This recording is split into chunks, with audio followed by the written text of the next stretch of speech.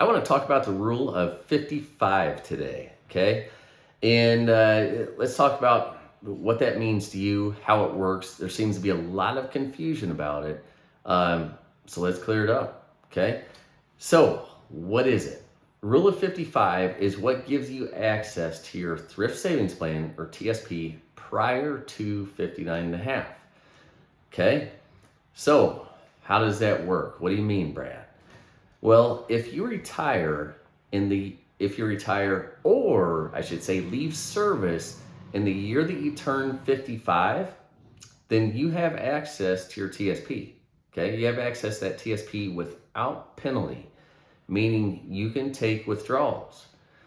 And that is different from an IRA. So with an IRA, you don't really have access until 59 and a half. There is a way that you can access funds, but it's very structured, called 72T payments.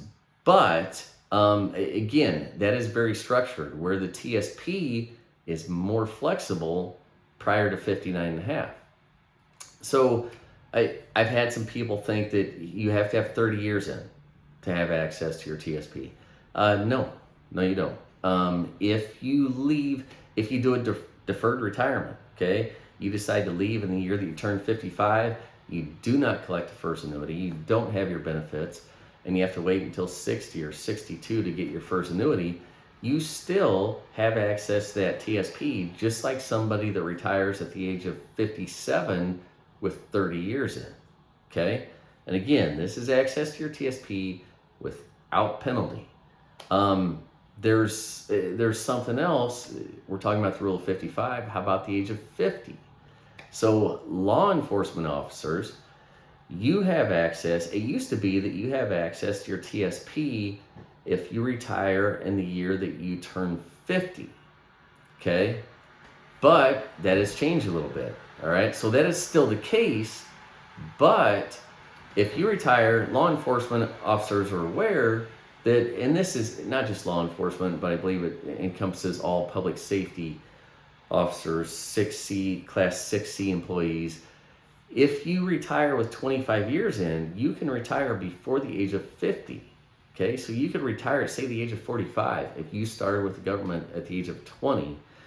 And then if you do that, then you can have access to your TSP right away, okay? And again, that's for 6C classification employees, law enforcement officers, air traffic controllers, people like that. But again, rule of 55, it's the one time that TSP is more flexible than an IRA because you have access to that TSP without penalty if you retire or leave federal service in the year that you turn 55. So this is important to know, important to understand. If you retire at MRA and you plan on taking distributions from TSP, then, and I'm talking prior to 59 and a half, you don't want to move all your TSP to an IRA, okay? So if you're going to move money to an IRA, great, that's fine. I get it.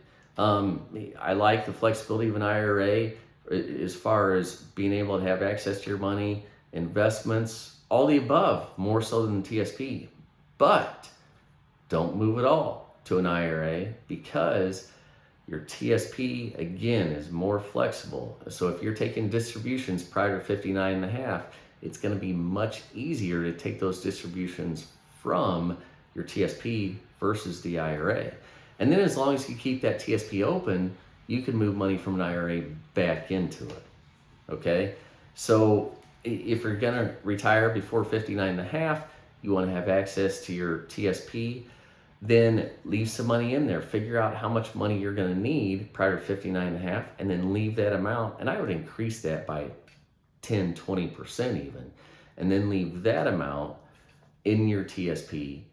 And if you ever get low to where you're gonna deplete the account, don't deplete it. Make sure it stays open, and then you can transfer money back in if you need to do that. Okay?